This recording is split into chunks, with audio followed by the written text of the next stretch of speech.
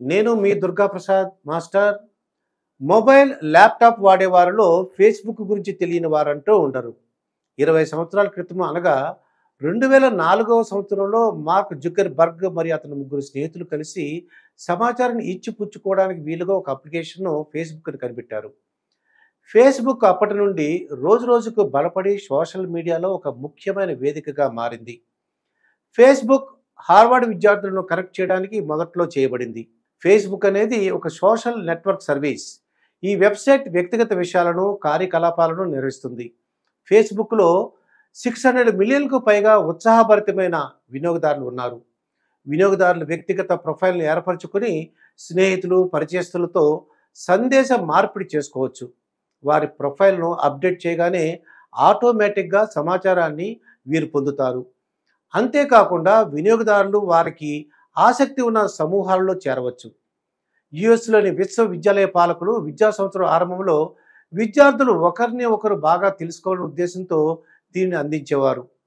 తమ వయస్సు 13 సంవత్సరాలు ఉన్నట్లు తెలియజేసే ప్రతి ఒక్కరూ వెబ్సైట్కు వినియోగదారులుగా ఉండటానికి ఫేస్‌బుక్ అనుమతినిస్తుంది.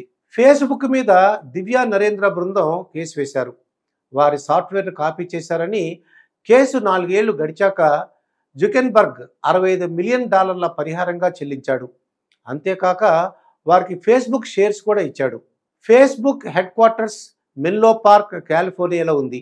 వాట్సాప్, రియాలిటీ ల్యాబ్స్ లాంటి ఎన్నో అప్లికేషన్స్ ఫేస్‌బుక్‌కు చెందినవే. 71% అమెరికన్లు ఫేస్‌బుక్‌ను వాడుతున్నారు. పురుషుల కన్నా ఎక్కువగా స్త్రీలు వాడుతున్నారు. ఫేస్‌బుక్‌కి 2.6 బిలియన్ కస్టమర్స్ ఉన్నారు. ఫేస్‌బుక్, గూగుల్, యూట్యూబ్‌ల తర్వాత అత్యధికంగా వాడే సైటు. అతి తక్కువ కాలంలోనే ఫేస్‌బుక్ గ్లోబల్ సోషల్ నెట్వర్క్గా ఎదిగి ఇప్పుడు ప్రపంచంలోనే అతిపెద్ద యాప్లలో ఒకటిగా ఎదిగింది. ఫేస్‌బుక్‌లో 250 బిలియన్ ఫోటోలు అప్లోడ్ చేయబడ్డాయి.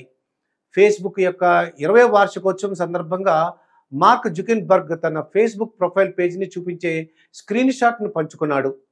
సాదాసీదాగా కనిపించే ప్రొఫైల్ పేజీలో జుకెర్బర్గ్ పాస్‌పోర్ట్ సైజ్ ఫోటో మరియు అతని చిరునామా, స్వస్థలం మరియు పుట్టిన తేదీ వంటి వివరాలు ఉన్నాయి. ఈ ఫోటోను షేర్ చేస్తున్నప్పుడు నా ఫేస్‌బుక్ ప్రొఫైల్ 2004 నుండి అని జుకెర్బర్గ్ రాశారు. ఫిబ్రవరి 4న అతను ఇన్‌స్టాగ్రామ్‌లో ఒక వీడియోను పంచుకున్నాడు. అది ఫేస్‌బుక్ సంవత్సరాలుగా ఎలా అభివృద్ధి చెందిందో వివరించబడింది. అతను ఇలా రాశాడు: 20 సంవత్సరాల క్రితం నేను ఫేస్‌బుక్‌ను ప్రారంభించాను. ఈ ప్రయాణంలో చాలామంది అద్భుతమైన వ్యక్తులు చేరారు మరియు మేము మరికొన్ని అద్భుతమైన ఫీచర్స్‌ను తెచ్చాము. మేమింకా చేయవలసింది ఎంతో ఉంది. ఆ పనిలోనే ఉన్నాము. ఇంకా బెస్ట్ వస్తుంది.